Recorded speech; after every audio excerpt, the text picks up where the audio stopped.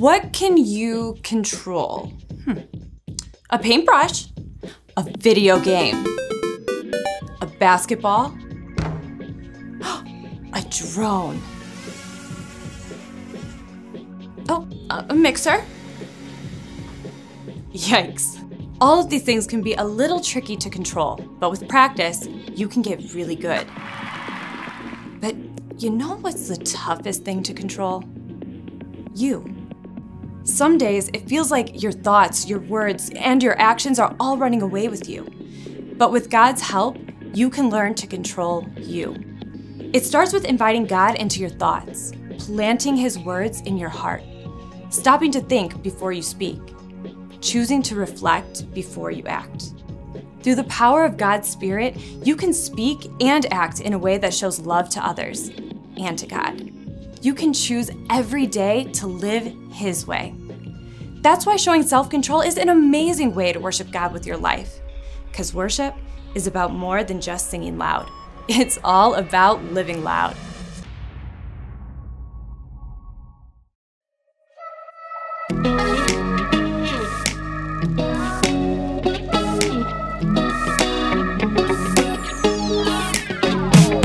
Whenever I'm in need and I'm looking for help, God, you're always there for me.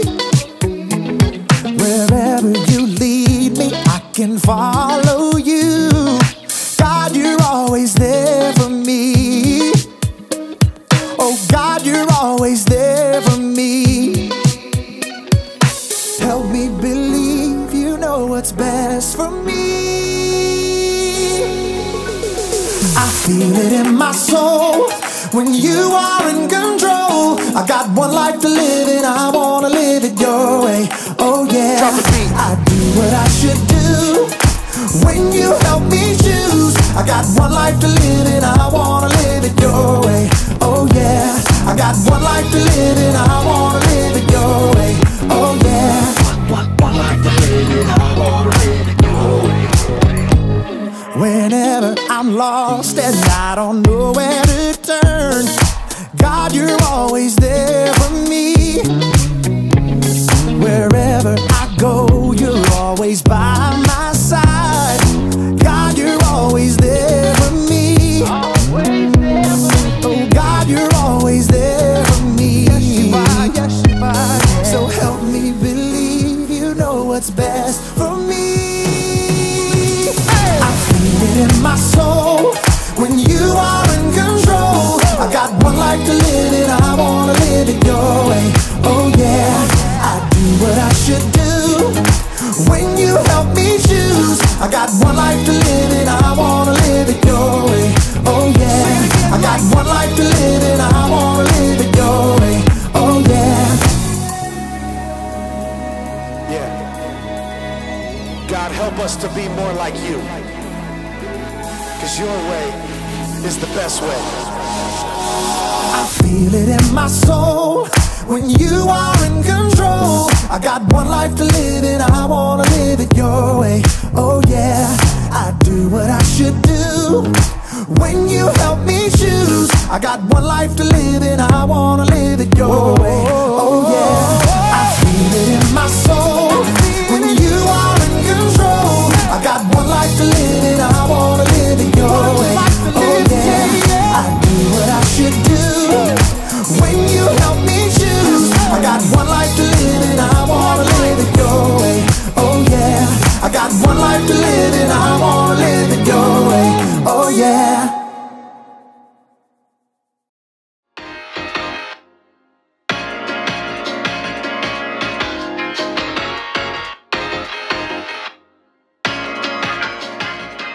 We're live.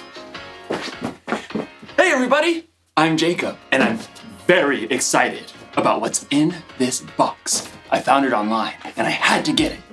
It's kind of a throwback to another era.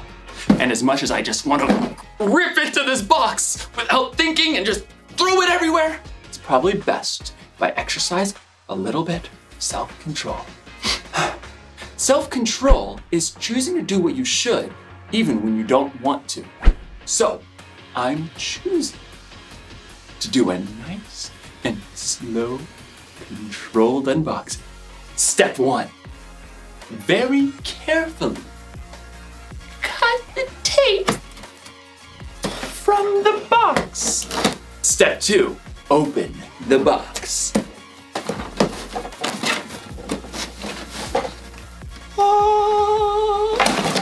Slowly open the box and, what do we have here?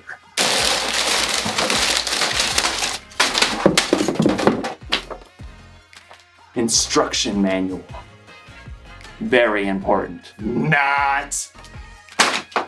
1 remote control and the treasure of treasures. A VCR. Video cassette recorder. Let me just, here.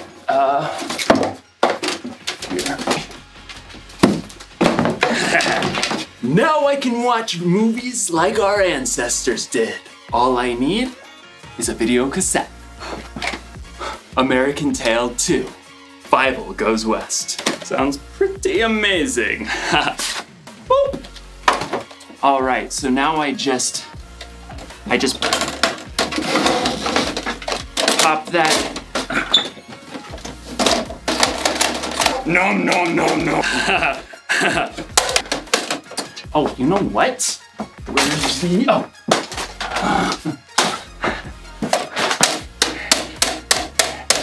I think I broke it. I don't understand. I thought I was prepared. I don't know where I went wrong. Oh, I have got a remote control.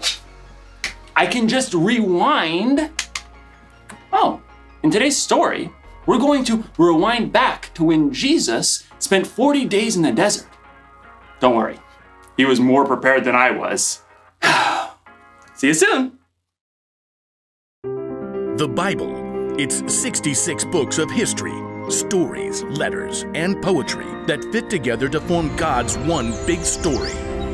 The epic adventure of how He created us and loves us so much that He made a way to rescue us. As we travel through the Bible, from Genesis to Revelation, we discover people who met God and found their lives changed forever. And now for an amazing story, inspired by the book of Luke, chapter 4, verses 1 through 13. After his remarkable birth, Jesus spent most of his years growing up in Nazareth. To others, he probably seemed like any other Jewish boy. He ran and played with the other kids. Catch! He worked in the carpentry shop with his father Joseph. As he grew older, he studied God's Word, the part of Scripture we now know as the Old Testament. Worship the Lord your God. He is the only one you should serve. It was not until Jesus came to the Jordan River to be baptized by John that others began to realize how extraordinary he was. This is my son, and I love him. I am very pleased with him. 30 years of life had led Jesus to this point, where God himself announced that Jesus was the chosen one. It must have seemed like the perfect time for Jesus to begin doing miracles and gathering new followers. But that's not what happened.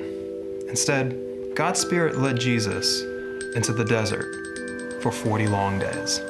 God, I trust you. I trust your plan. During this time, Jesus ate nothing at all. He focused on God as the one thing he needed above all else. But he wasn't alone, not quite, because the devil showed up. You must be hungry.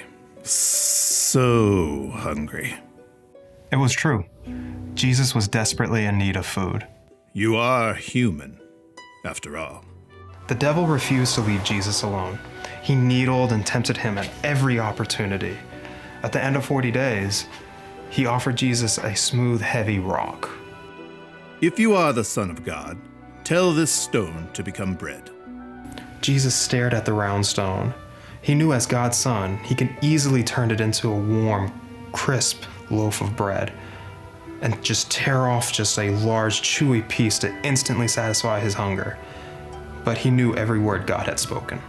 It is written, man must not live only on bread. Suit yourself. The devil wasn't finished. He led Jesus to a high place where the whole world appeared to spread out beneath them. Every powerful kingdom, every palace, every throne of all the rulers on earth. The devil smiled. He seemed reasonable, in control. I will give you all their authority and glory. It has been given to me, and I can give it to anyone I want to. If you worship me, it will all be yours. Jesus didn't flinch. He knew he would rule all those kingdoms. And to take the easy way, he knew it would lead to disaster. And again, he spoke God's words. It is written, worship the Lord your God. He is the only one you should serve. The devil narrowed his eyes and readied his last shot. He led Jesus to the city of Jerusalem. They stood upon the very highest point of the temple itself. The worshippers far below looked as small as beetles. The devil smirked. If you are the Son of God, throw yourself down from here. It is written, the Lord will command his angels to take good care of you. They will lift you up in their hands. Then you won't trip over a stone. The devil's true question seemed to hang in the air. Does God really love you? Prove it. But once again, Jesus had God's own words at the ready. Scripture says, do not test the Lord your God. The devil seethed with rage. He couldn't trap Jesus, so he finally gave up and left until his next good chance. When the devil was gone, God sent angels to take care of Jesus and provide everything he needed. And because Jesus spent his entire life discovering what God said, when the time came, he was ready to make a wise choice.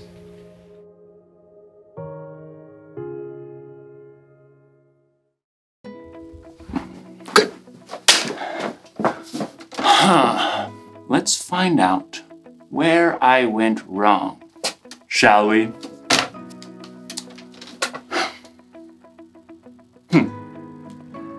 Full screen. Rewind. There. And play. Very important. Not. That was my mistake. Tossing out the instructions. If I want to use a VCR, first I have to learn how to use a VCR. Makes sense, doesn't it? No? How about this? When Jesus was in the desert, he was tempted by the devil to do things he shouldn't do. But Jesus was prepared.